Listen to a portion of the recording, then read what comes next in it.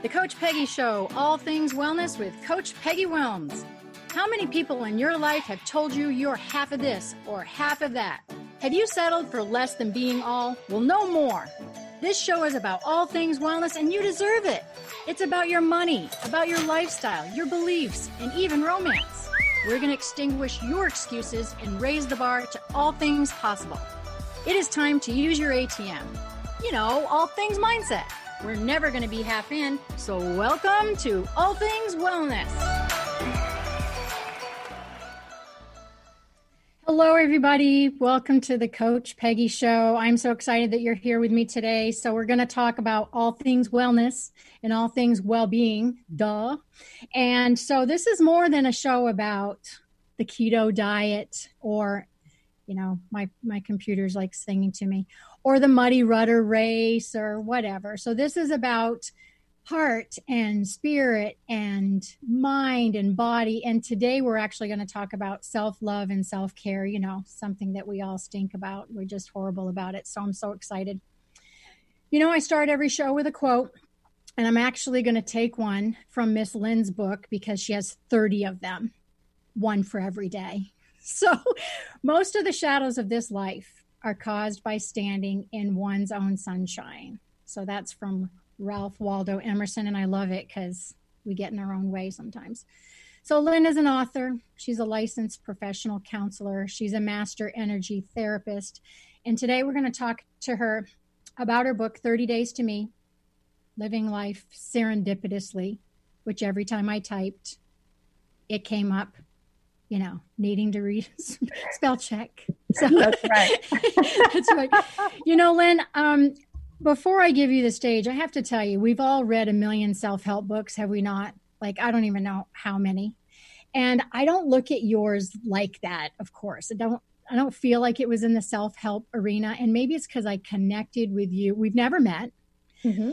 And I connected with your story, but it wove through all of the pages.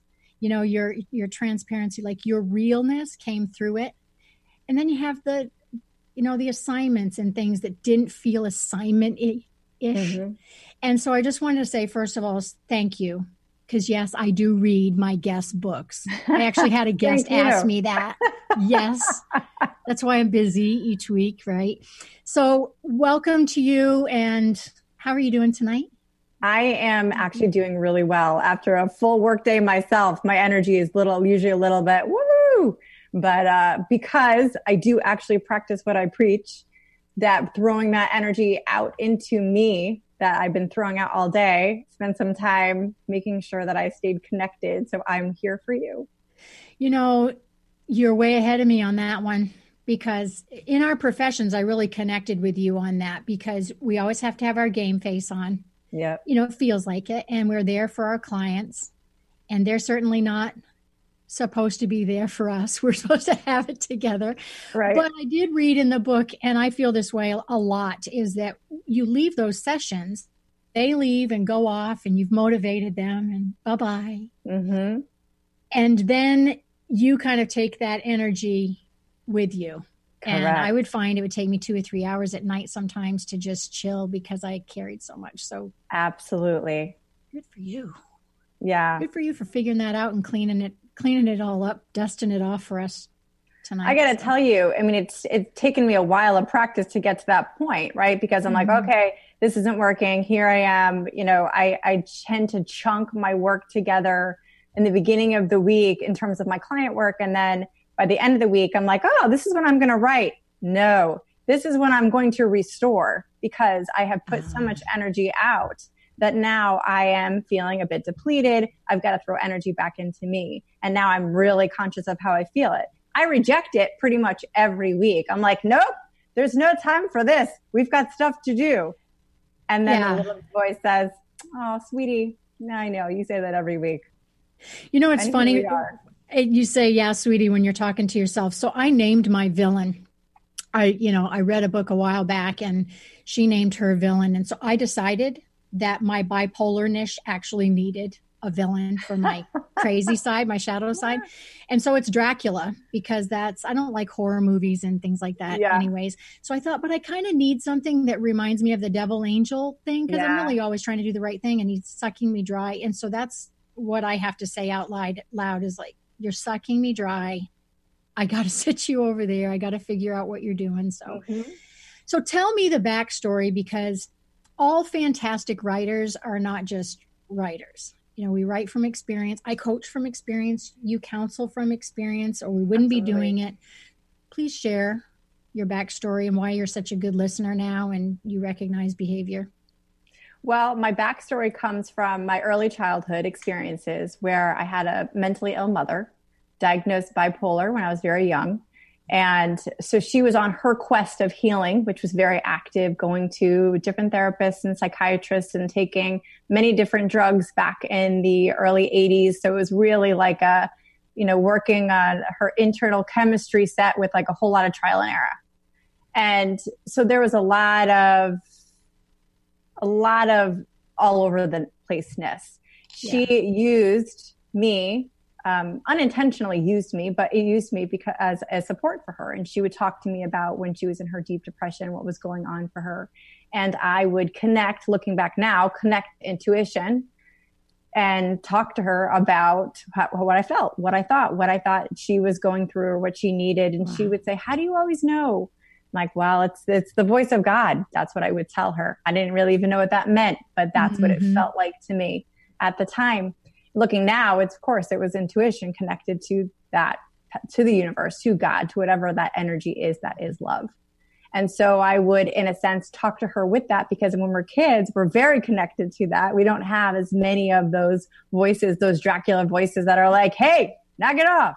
You're right. They're not as prominent at that point. So I was able to do that with her. So of course, as time went on, my fear voices would get louder and louder and louder. But during my childhood, I did a lot of practice listening and feeling her energy as an empath and seeing what was going on for her and how I could support her. When I was a teenager, she took her life. She committed suicide. And because of that ending in a lot of ways was my beginning into my life path of no longer focusing on my mother, but focusing on others and focusing on getting in touch and getting in tune with their pain and their healing. And so that also began my pattern of my skill, for sure, being able to feel other people easily, but also my own inner torment, which was, I have to put you first. I have to put you first because I need to put myself second, because if I don't, that's risky. That's scary. I could lose you, or you could lose you. And I can't allow that to happen. So both things happened at the same time. The pattern of being able to take care of people, but also the pattern of not taking care of myself and self-neglect. So if I can ask, how you were into adulthood, or just barely into adulthood before you started to put this together, that this is like my passion, the road I'm going to take? When did that discovery kind of bubble up? Of moving into psychology and counseling? Yeah. That was early on. I was a teenager. Oh yeah. I can remember sitting in a sociology class and my teacher saying something about people talking to people for a profession and listening to them. And I was like, I want that job. Do that. That's me. Pick me. They're going to pay me to do that? Right? Oh my I'm God. Like, what? I don't even see how that's a thing. So, and then going to school and going in for psychology and despising it. Couldn't stand it. Didn't like it at all. Did not connect with psychology at all, in fact. Okay. And I thought, I'm like, wow, this is a whole bunch of confusing stuff. We're making things that seem pretty simple, awfully complicated, using terminology that people don't use. Like, why are we not simplifying and looking at, what's happening? And I ended up actually reading a book, Man's Search for Meaning, and which I love. Viktor Frankl, he was a psychiatrist or a psychologist. Now I'm forgetting, but either way, he was in the field. And he was in the Holocaust, and he wrote about his account in the Holocaust and his theory of really connecting with what's happening and seeing the purpose, the higher purpose of our experiences, which to me, I was like, oh, this dude totally gets me. This is how I think. Exactly. I can remember as a teenager when my mom died and I was so, stuck in my grief, but I remember thinking, I'm going to take this as an opportunity and I'm going to use it to my advantage in some way, whatever that looks like. That is so profound. I mean, that's a lot of strength. That is a lot of strength to flip that around, girl. It's a lot of need for me at that point. I needed to make this a positive for me. Otherwise, I was going to go in a direction of Dracula was going to take over and I just was not having it. You'd have filled a void in a different way, very unhealthy way, potentially. Absolutely. And that's what happens. It becomes that sort of excessive need. I need to help you in order to fill me. And that's where depletion starts to. Exactly. Good point. So you've written books before, this 30 Day in Me, right? So you have some before. Yes. So you have this and so when you did this one, 30 Days to Me, and what made you want to do it in this outline, the way that it's designed? Was it an aha, or you're like, this has to be, because it's an ebook, it's like a workbook. So explain the design, how that came to you. Right. I was actually, when the idea came to me, it was when I was in this middle of an emotional breakdown. And I knew at that time that it was time to reconnect to me, because I heard the intuitive voice say, sister, you're disconnected from you. You have focused your whole life putting other people first. And where are you in this? You don't even know who you are. You keep saying this is me, but you don't really know if that's true. And so that became the focus. And, again, heard 30 days. For 30 days, you're going to do things that you enjoy. And I was like, woo, I like this. It sounds fun. It sounds easy, but your book is not easy. No, it's not. But that was the most interesting part, because I'm like, okay, cool. And I knew at that time, because I know that part of my purpose is, one, to focus on me so that I can support others, right? With what I learned, jump in, lead the way. This is what we do. And so my friend had said to me at the time, she's like, share your process on Facebook. And I was like, oh, no, I'm not doing that. Then I have to be accountable. Then I have to follow through. So true. Yes. Why would I do that? And I was like, okay, game on. I like a challenge. So that's what I chose to do. And so what ended up happening was the initial concept was put your energy into you, which was for the first day, it was 30 things that bring you joy. I'm like, oh, that sounds fun, right? Every day is a little bit about me. I get to focus on me. And so what happened was, once I started creating that list of things I enjoyed that I connect with, whether they were things from childhood or things I had been neglecting or things I wanted to do, whatever, even just generating the list brought me joy.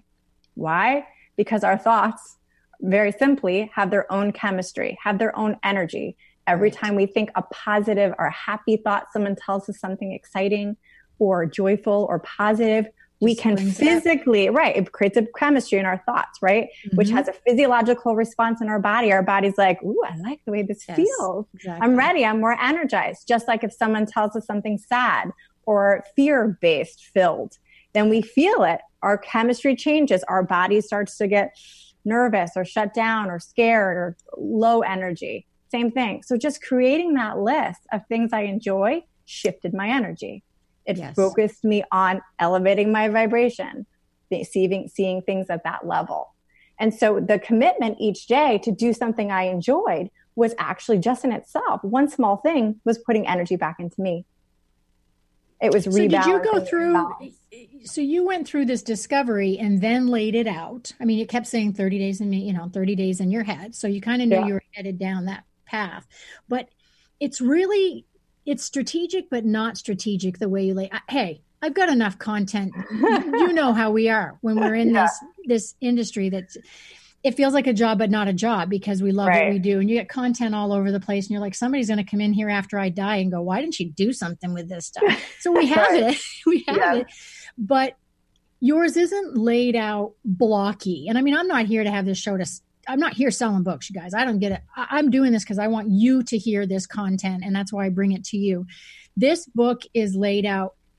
It could take somebody 30 days. You were very clear about this. It might take you 30 days. It might take you 30 months. It doesn't matter. You could end up skipping around, but it just flows. And so you could tell you weren't just preaching it and teaching it, that you've been through it. Yes. And that the way that information presented to me, in fact, was, so day one, right? I did something off my list. When we're connected to joy or that energy vibration, we're connected to ourselves. We're connected to our intuition. We're connected to the divine, whatever we're calling it, right? Whatever you're calling it. That is us. That's us, our authentic selves. You're connected to joy. You're connected to you. And so what happened was every day I would do something I was enjoying. It would open up that intuitive connection a little bit stronger. And then I would hear, oh, write down here a list of questions.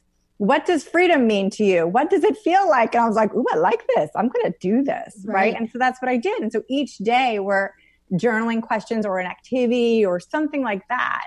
Because as I was connected, for me, it was 30 days because like I'm intense that way. And so I was like, I'm getting this done. I'm done with this crap. I'm doing it now. Right. So that was it. But looking back now, I'm like, whoa, my massage therapist is in his 80s. He's a Zen master. He's like the most brilliant human I've ever met. He has taken my book, and every time I go see him once a month, he's on a different chapter, a different day. God. And he's like, I study this until I know it. He's like, I didn't think that you could connect mind and intuition, but you're doing it. And he's like, I won't go to the next day until I've mastered the one previously. So he's on a year now. And I'm like, I got to do what you did. That's amazing. You've become the living Bible. Do you know how many people for New Year's resolutions are like, I'm going to read the Bible from the beginning to the end. And now your therapist is like, I'm going to do this for a year. No, that's what's really cool about it. What did you learn though? Because you were on your little own journey. You're getting all this intuition to do something, which I wish people would understand is amazing to do. We actually can listen to our intuition and do something about it, right? And then you did, and you laid out the book. What did you learn? I mean, you're learning along the way. Then it's done. Amazon gets it. It's out there. And so if I ask you, like, what did you really learn from it? What would you say? I learned after the fact, by the way. Right. Yes, that's what I'm curious about. Yes. That, oh my gosh, here I thought this day was about pouring energy back into me. It was. But what that did was it reconnected me to my intuition, my intuitive voice. Every single one of these practices, the entire book is designed to connect you to your intuition, to your intuitive voice, to that voice of love. And it is literally all about going within, connecting and connecting to that vibration of love. Right. And so for me, at the end of that 30 days, I was like flying high. You know, I was like so up, and my kids were like, you should do that again. You're like fun to be around. Yeah. That's amazing. So do you go back into your own book when you're feeling off base a little bit? That's amazing. Do you find a chapter that you like are going, that's my monkey. That's my, cross to bear. That's my, really? No, so what I do, my practice is that whenever I feel drawn to the book, right, I will open it to whatever page and trust that that's the page that's meant for me. And it's uncanny because each time, and I'm like, oh, this is fun. Yeah, that's exactly what I need right now. That's really, well, and that's the design, right? Serendipity. It is. Speak to you and yes. And that's what I was going to ask you too. I was in the beginning of the show, I was going to ask you serendipitous life and serendipity to you. Cause of course I go straight to the movie, finding gloves everywhere. And, that's where I was thinking, but what did it mean to you? Did that title come along as you were doing the work? Is that a word that's always hung out with you? And what does it mean to you when you think about it? Is it balance? Is it more, is it harmony? What does it mean to you? That word to me actually came when even prior to the book, which actually was my business name, was Serendipity. And I started with healing with serendipity, and then later intuitively said, girl, you're done healing. Healing is a part of living. It's a part of living. It's not a full-time job. So we've got to incorporate that into living. It's time to live. So it switched over to living with serendipity. And then when the book came together, it came together, which I didn't expect, of course, which was about, look, serendipity to me is living in the flow of life and seeing the unexpected joy and the beauty that shows up. It's always there. But when you're living in the flow, which means I'm trusting the flow of my life, I'm trusting the process, I'm trusting that each day life is happening for me, which by the way is a practice. Let's be 100% fair. It is a practice. And I would say in the book, they are practices every time I do them, they're different every single time I do them, depending on where I am. Right. So they're practices. Right. And so we practice trusting the flow, trusting that life is happening for us. And we see, the more that we trust, the more that we're able to see the beauty that comes, that's already there. So meaning, like, if you like, look, I just went through a really tough experience, right? And then you look back and say, man, that was really tough. The question is, what was the beauty that you saw? What's the gift? What did you learn? How did you grow? That's the serendipity. I really love that. And, when I was reading that part of the book and kind of thinking about the roller coaster of life, because that's an acronym, I use the RCL. And so when I was reading that, I was like, yeah, that resonates. It's just not something that we do a good job at whether we're a teacher or a parent or whatever, to say to our kids, even if we don't have children, any other little ones we have access to say, hey, expect this. Crap's going to happen. And it doesn't mean, woe is me, Sir Black Cloud. The cloud's not following you everywhere. We all have 4 flat tires a month. Stuff happens to people, but we don't do a very good job to say it happens to all of us. But what did you learn? What were the blessings? We don't learn unless, you don't learn from everything going awesome. No, you don't learn from everything going awesome. And that does happen too. And I find I don't learn necessarily in the middle of my shit show. All I'm seeing is, speak to me. Yeah. Like, I'm like, I don't get it. This makes no sense to me. And so again, in the practice, right? Correct. In that regard is to feel your feelings, experience the experience, right? Let whatever anger you've got, let that come up. Whatever sadness you've got, let that come up. That's actually part of being in the flow. The flow is allowing that stuff to come up. And as we allow it to come up, it's just energy. When it moves through us, when it moves through us, then it clears us out to connect to our intuition again. That's when the clarity comes. When I come down through the other side, and I see this with my clients, they come down through the other side of the to-dos, the big project, they're focused, they're addicted to, adrenaline and fight or flight. And then they come down over the other side and everything's going great. Then it hits like, now what? Do I chase the next thing? Or that was, and you said that in there too, is that, you've got to, are you going to keep being the chaser? What are you going to find along that you do? Is it the house next? I'm like a next chaser myself, and I see it every day. Me too. And that's where practicing the pause and saying, okay, hold on. Let's get cozy with this moment. Ooh, that's cozy. Uncomfortable, but let's practice getting cozy with this moment. That's tough. Enjoy the joy, because we're not even trained to do that. No, we are not. And what's joy? I can't tell you how many people I ask that. Or what's fun? The other word that I can't say the other one online, but I can say what's fun. Okay, we're going to hit commercial. You guys, when we come back, I hit a lightning round that Lynn doesn't know anything about. So I'm going to hit some couple of fun questions that are random off-road. And then we are going to cover some more fun stuff with her. And so you stay tuned. We'll be right back on the Coach Peggy Show.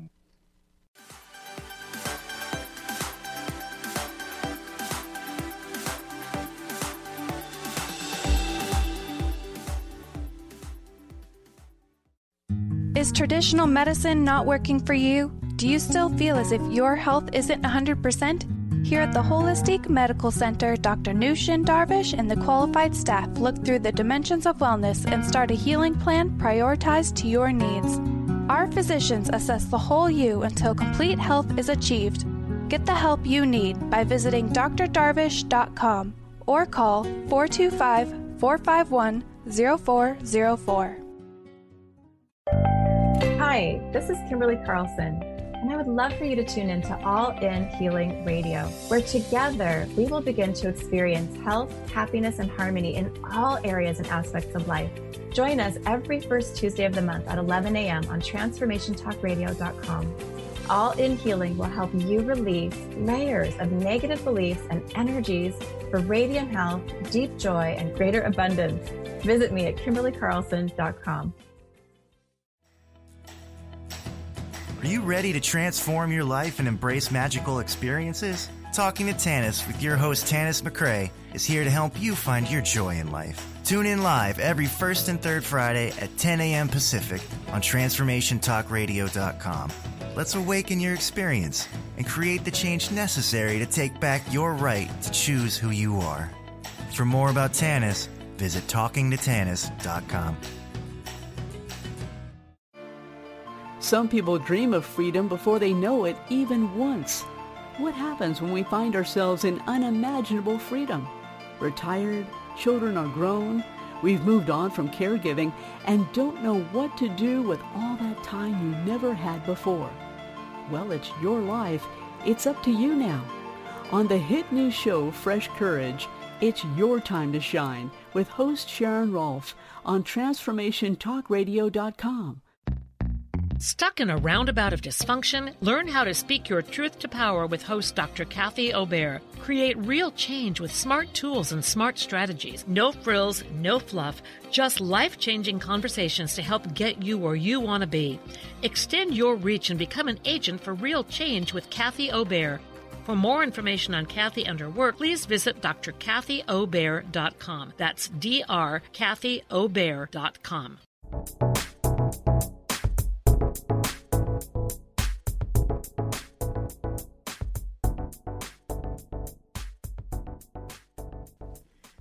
Oh, you guys, you missed us doing the Rain Man in our outtakes. So if you see a little sweat on this angelic little face, that's what it's from. All right, you guys, welcome back to the Coach Peggy Show. So we're headed into lightning round. And so I'm going to ask my guest here, Miss lovely Lynn Reilly, 3 lightning round questions. Don't be nervous. They're easy. They're easy. They're fun. So first question, I'm coming at you. Do you believe in college or life experience? I learned the most from life experience. I think college has its value, but I think your intuition should make that choice for you. These are not rehearsed, people. Bible, whatever the Kardashians say, whatever Courtney says. Truth. Okay, whatever Kanye's up to now. Okay, second thing. If money were not an object, how would you spend your days? Ooh, I would travel more. I would work from anywhere, which is how I've designed it. And I would be doing more creative work and less one-on-one. Sometimes you just have people in your show or you talk to them over, coffee, and you just look and go, are we not from the same cloth? Are we not like, I wear my hair up, you wear yours down. I swear we're talking to each other tonight. Okay. That was fun.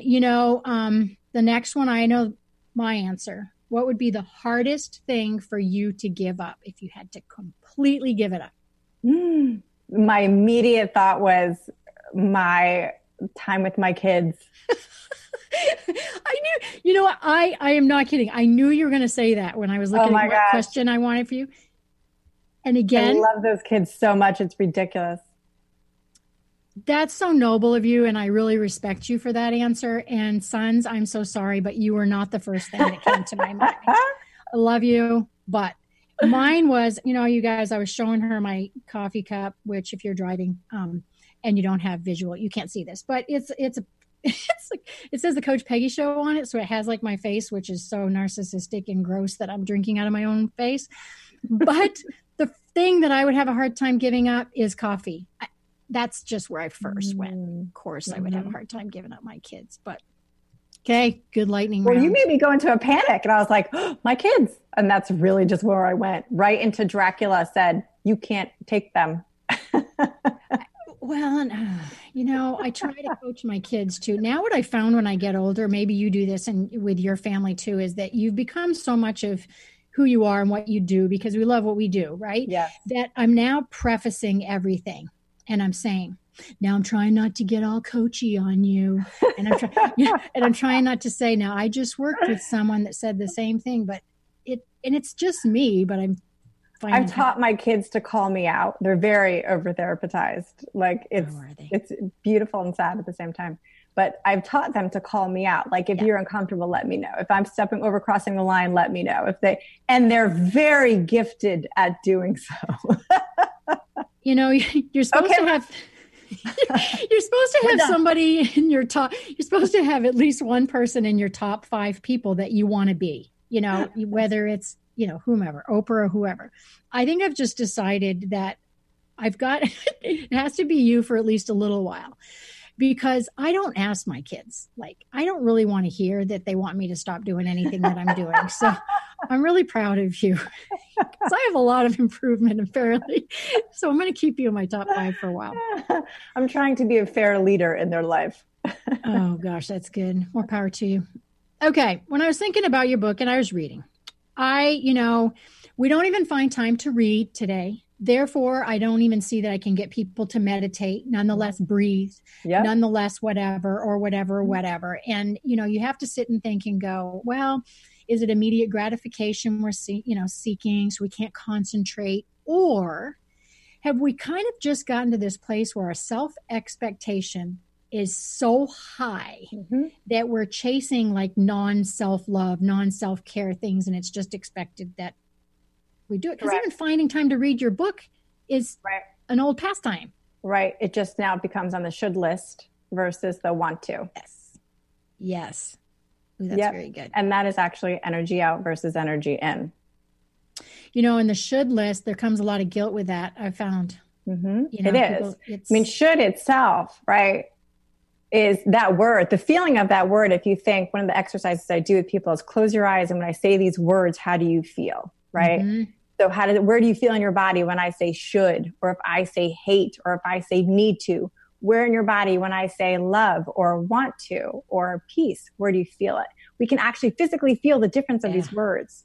So when you say should, which by the way is part of shoulders, right? The word literally, that's actually where energetically our expectations sit in our shoulders. So that heaviness and that tension that sits in our shoulders, that is literally the weight that we're putting on ourselves. It's the should. It's an expectation word. Expectation is all fear. It goes down to the root of, I fear that people will reject me if I don't do this. I fear I'm not good enough if I'm not in the self-help realm and I'm not doing it all right. Yes. It's all should energy, whereas want to. So that's energy out, right? Energy in, want to, I want to, that feeds you. I'm choosing to, I'm bringing love into me. That's the difference. I should eat donuts all day. I should not, I guess I should say, but I want to. Donuts are fantastic in moderation. If they make you sick, energy out. 1 donut, 2 donut works for you, energy in. Be a food 100%. Snob. It's just like your bacon day at home. Yes, exactly. I love your bacon. Tell them about your bacon day. I overdose on bacon every year. So I haven't eaten pork or red meat since I was in the 7th grade because I was in love with River Phoenix. And when I met him, I wanted to be the perfect pause. Okay, go ahead. Sorry, I had to get over that. I had to be the perfect girl for him, right? Yeah. So then he died of a heroin overdose. That was upsetting. Yes. And so I chose to still, in his memory, and also because my family said, oh, you're just doing it for a fad. I'm like, no, I'm not. I'll show them. So I still don't eat it. But anyway, once a year, we have bacon day, family bacon day, where we do all things bacon. And it's delicious. And every year I say, oh my gosh, I'm going to eat bacon more often. And I don't, because I overdose on bacon. And then I feel sick because it sits in my stomach for 3 days. Right. I'm like, yeah, I think that's why moderation comes in. But it is part of the book where we create a new tradition. And for me, in my 30 days, I created Bacon Day. My kids love it. Yes. It's just a fun thing, but it could be many things. And you bring in traditions, I'm not kidding. I love the variety of it. It's not this boring, massive self-awareness, overly dive deep where you're exhausted. And it's also not this, you've got your I ams are even different. Your gratitudes and intentions are a little bit, you got to have a little bit of that, but you're not riding on unicorns the whole time. Right. And you're not also making the reader feel like you have it figured out, which is really, really important, I think, for those of us who are, we have followers or people that are listening to us and in our profession, we need to do a better job of reminding ourselves and them over and over is we don't have it figured out either. And that's a fine line to share or not share. For me, I very much am believe in that. For me, authenticity is showing who I am, because when I show you who I am, then you get to know me. And the more you get to know me, the more you feel closer or connected or trusting me. I'm not bullshitting you. I'm telling you, I know it. I've been there. I'm in the fetal position. I know that pain. I'm not above it. I know how to go through it. I've done it. I'm still doing it at different levels at different times. Mm-hmm. And then what, in my personal practice, when I write, when I blog, when I share things, I'm very, very honest about my own process and what that looks like. Right. Yeah. And then the process of waiting too. Yeah. That's so always gross. Practicing so that. Gross. It's my I can tell you what practice. What will not be on my epitaph, let's be clear, which there's really no need to have one because I'm not going to have this thing put in the ground. But if I had an You're epitaph, bury your cup. Yeah, Lord, we'll have one of those smash things like X on the Beach does. I'm out of here. But it won't have, patience, with that waiting process comes, but it's more than just waiting it's waiting in the thoughts. It's recognizing the behaviors. It's hearing them. And you and I get together, or you get with your clients or your friends or whoever, and we listen to them. We honor them. We can agree to disagree, but we don't listen to ourselves and honor ourselves. And that's a practice. It's the wait game. It is a practice. Mm-hmm. And it's really hard to do it when you need it most. Right. I get on the other side of it and I go, dang, that was good. You don't need to go do that again. You survived that. That was that's the only thing you needed to do is survive. Right. It keeps coming back. What would you say you want the readers to get out of it? Like if you had to give a call to action and you were to say, hey, I want you to check this out, what would you say? What type of reader is it for? What would you like them to get out of it? It's really to me, it's for anyone, because we're all going through the roller coaster, as you said. And that is, we've got a lot of energy going out and then we're depleted. The depleted means we put too much energy going out in the world. We've got more shoulds going out than want tos. So it's really designed for when anybody is feeling depleted. You've got more shoulds and wanters going out. You're cranky, you're irritable, you're done. You can't stand anybody. You can't do one more thing for another person. That shows us, it's very symptomatic of you've got too much energy going out. So the book is designed for, here's your practice to bring energy back into you. And when you bring that energy back into you, one, you're connecting with yourself, which is self-love. You're connecting your intuition to hear more of that clarity, to feel more of that peace that you're saying you want. It's really that. And so it's not meant to be sequential, even though it's day 1 through 30. It can be day 30 through 1. And the same practice that you do, you can pick it up and hit it. And even if it's hard, that probably is the message to stay right on that page 17, girl. Yeah, exactly. Yeah. When my eyeballs are rolling to the point of a headache, I'm like, this is it. Got it. That's it. Whatever. Yeah. I just love that you're walking the talk and talking the walk. I think that's really, really important. Not to just write a book and put it on the shelf and make some money. That's what's tough with those of us who really love what we do. Sure, we could do whatever and make some cash and move on, but it's going deep and it's changing lives and transforming, because it transforms us. And and we want to share that. We're like, this feels good. I want you to feel good. And that's the process. Exactly.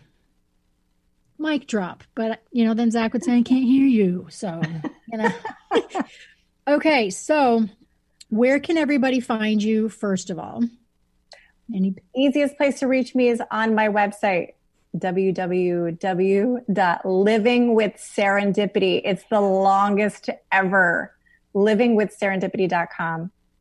And Lynn Reilly is my name. So that's always another way to find me. But on my website, you can connect with my podcasts, my book, my newsletter, or send out my blogs, which I'm now doing weekly, to connect with these practices and experiences and all that. Okay, so I'm going to ask you a question. And Facebook and Instagram, that too. Oh, yeah, like shock. Like that's a given now. We used to say, I had this thing called Facebook. Okay, so I'm going to ask you a question, which I know this is it's an ever-changing answer. But if all of a sudden in the next 2 days you are massively depleted, like you feel, because we got to learn, we have red flags, we ignore them, but you're like, here I go. What is your go-to? Like you have a meeting with yourself, you hit the gym. Meditation. You know what? You said something. I swear it was you. I think it was you that said you pay attention to your wellness now, you take the time for it now, or you take the time for illness later. Correct. That's the practice of movement, which is another daily practice. Walking is a big one for me, particularly in nature. Get those endorphins going. But meditation, stillness, whatever you want to call it, you can do that anywhere. You can do that in 5 minutes and pour energy perfect back. Way. No, there isn't. Mine's different all the time. I know. It's the M word that people freak out about. That's why I say stillness practice in the book. I'm like, it's a stillness practice, because if I say meditation, I can't do it. I'm a failure before I start. I get it. I'm vice president of that club. I was the president, but I've stepped down. Good for you. I have loved having you on this show, seriously. And people reach out to her. I read it from beginning to end, and I will definitely be in touch with you when I'm feeling down and out and need to fill up my damn coffee mug. I'll call you. All right, you guys, we're going to head to commercial. Make sure that you come back for Fat or For Real. I got a couple things to chat with you about, and I got some questions from some of my clients that I have to answer about myself. Okay, see you soon.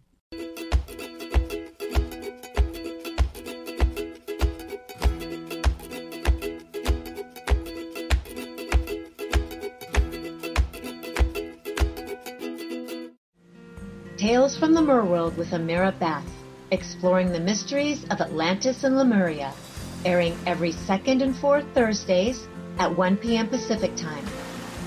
Tales from the Merworld Radio is a blend of mythology, theology, and ancient history, and Amira's own soul channelings. Are you ready to explore and validate the possibility that we are much more than our earth bodies? Amira Bath's Tales from the Merworld Radio holds safe space discussions for remembrances and memories of topics like multidimensional existences and simultaneous lives. Together, we will be raising our vibrations through stimulating conversations and the opening and releasing of the remembrance of our soul purposes for this incarnation. Join me, Amira Bath, for Tales of the Merworld Radio.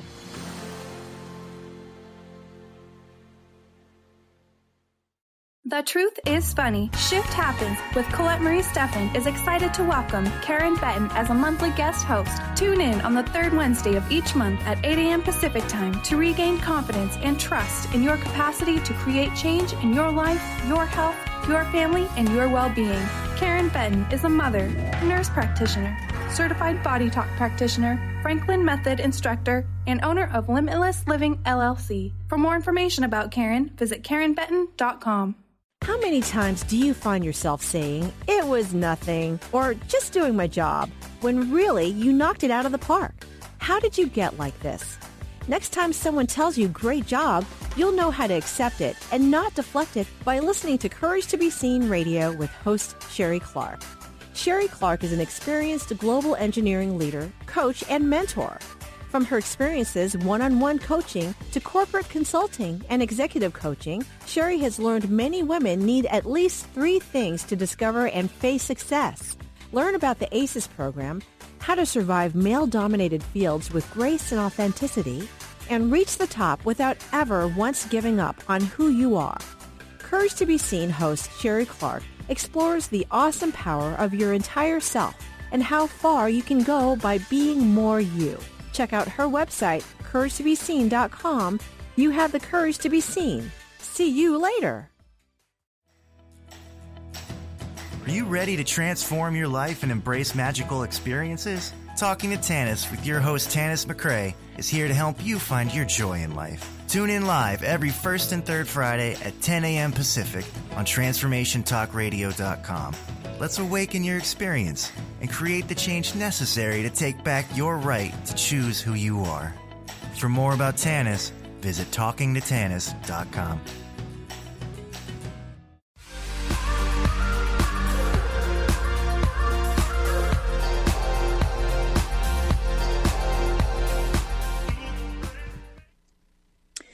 Hey, you guys, welcome back to the Coach Peggy Show. I hope you enjoyed the guest we just had, Lynn Reilly. Talk about some good energy. Oh my gosh, hysterical. She's like my soul sister. You know, I don't know, it'd be pretty scary if we both got together for a long period of time, but there's some serious gold nuggets that she threw out in the radio show here if you didn't listen to the whole thing. And then catch her book. not kidding. There's really some cool gold nuggets in there. So what are we going to do right now? We're going to talk about fat or for real. You know that I usually check out a few things and then let you know, what do I think about it? They're only my opinions. Nobody's paying me anything.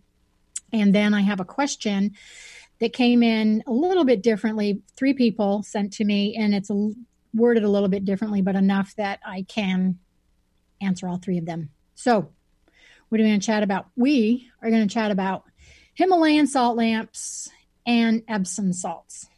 And it's not because I was really thinking of salt in general. I don't even put salt on my food. But I was taking an Epsom salts bath, and I have 3 Himalayan salt lamps in my house. So I just thought, I'm going to share this with you guys. So let's do Epsom salts first. I wanted to know, because I didn't know this. I've always heard, always used it, especially as a trainer over the years when I did all my competing, all my stuff when I was a young chapness, whatever they call a girl. And for my clients, it was like Epsom salts, take your Epsom salts, warm bath. It's going to help with inflammation and all that stuff. But I didn't really know if it was legit or not. So I did a little handy dandy investigating. And of course, Dr. Google knows everything. So I wanted to share it with you. So is my word today. Magnesium and sulfate are really, really important. We know with reducing inflammation, we know that for a fact. And we know that it aids in muscle and nerve function. And we also know that if it's given to us intravenously, it absolutely works. Science shows that. What the lack of, there's some scarcity on science when it comes to topical absorption or skin absorption of magnesium and sulfate. So that's what Epsom salts is made of. So if you think about that, does it really work? I mean, there's not a lot of science, but what are you doing with Epsom salts? You're taking a hot bath. You are obviously relaxing. What does relaxing do? It drops your cortisol level. Your cortisol level allows you to reduce inflammation. Muscles relax. If you're able to, and hopefully smart enough, you've closed and locked the bathroom door, so you have some privacy. So even if we were to consider it a placebo effect, I would still say this is a for real. So I would say Epsom salts baths are for real. Do it, especially after you've worked out. There is nothing wrong with it. I do use it, and I can tell you that sometimes I do get dried out, but here's my secret sauce. I'll lay in there for a little while with Epsom salts, and then I take about, pretty good scoop of coconut oil. And I always have that in my bath. I swim and I can get dried out. So that's what I do to help with not getting too dried out. So that's a for real for me. Are you excited that we're going to move on to Himalayan salt lamps? I'm going to drink out of my mug right now. I don't know why I get so thirsty when I coach or do these shows. So Himalayan salt lamps, they are carved. You guys know this, maybe. Amber colored salt, rock salt. But the real ones, there's so much fat out there, so many pretend, internet sellers that claim everything is legit. And if it's really, let's say if it's fake, okay, it's hard. It's really, really hard. And if you were to drop it, it's super resilient. The real stuff will flake, okay, and it's actually will break off. But it is made, it's carved, it's made, hole in it. For those of you guys who don't know this, a light bulb goes up in it, you turn it on, the lamp gets warm. What's the intention? The intention is that is supposed to ward off negative ions. Negative ions are anything that come down from the particles that come down from outer space.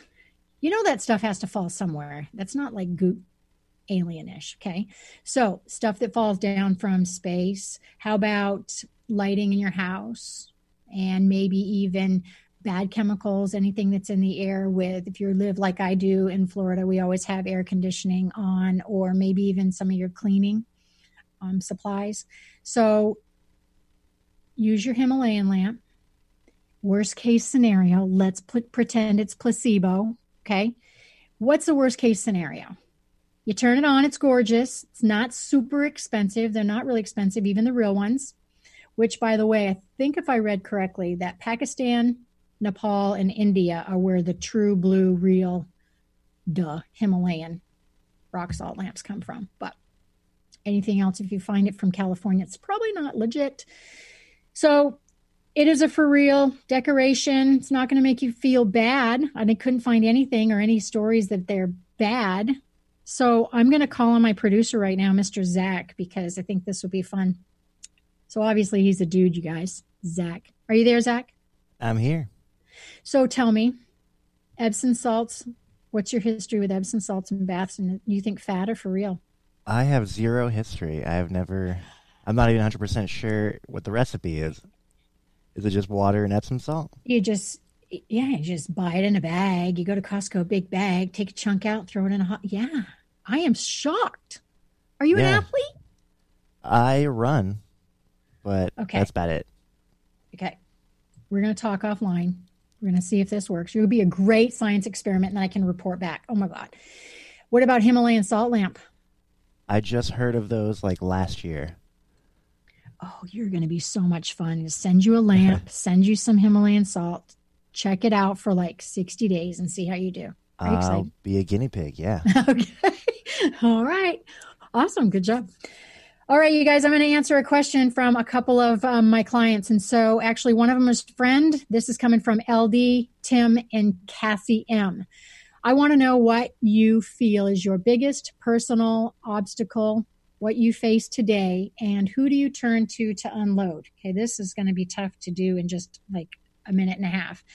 Say, my biggest obstacle is, believe it or not, working from home. I never, ever thought I would say that. It is more difficult than not. You know, there are a lot of studies out there right now saying that people who work from home are actually becoming more lonely and more depressed than those that are surrounded by people. And so my biggest monkey on my back is every single place that I go in my home, I have work stuff. I have it all over the place. I have a hard time disconnecting. I get my energy off of you. My clients are virtual, so it's really tough for me I love what I do, so my workload's insane. I don't know how to stop myself until I get a massive red flag. So what are the red flags and who do I turn to? The red flag for me, especially right now, is my workload. I am completely unable to get focused right now. I have about 10 things going on. I am not doing a good job in any arena. I'm going to tell you that right now. About 70% deep in a bunch of them. I have to figure it out. So my cross to bear is that I get busy to hide something, whatever that is. Okay. I'm working through it. Been doing this for a gazillion years. So that's my thing. And who do I turn to? Accountability teams. I work with Dana from home. My boyfriend, he works from home. I can't run from him. Every single place I go, I am.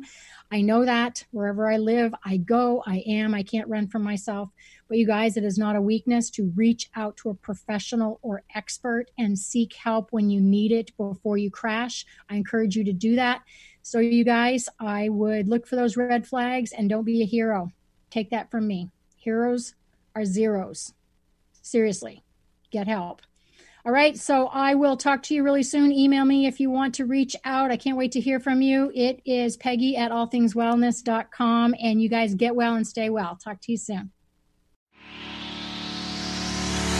You've been listening to the Coach Peggy Show, All Things Wellness, with me, Coach Peggy Wilms. Tune in every Tuesday, 6 p.m. Eastern on TransformationTalkRadio.com, where I talk all things wellness. We help you truly understand all things wellness, and it's not just a diet. We get bold, we get badass, and we never go half in. For more information or to connect with me, go visit allthingswellness.com. Views expressed on this program are those of the hosts, guests, and callers, and are not necessarily those of this station, its management, or other advertisers. You're listening to Transformation Talk Radio.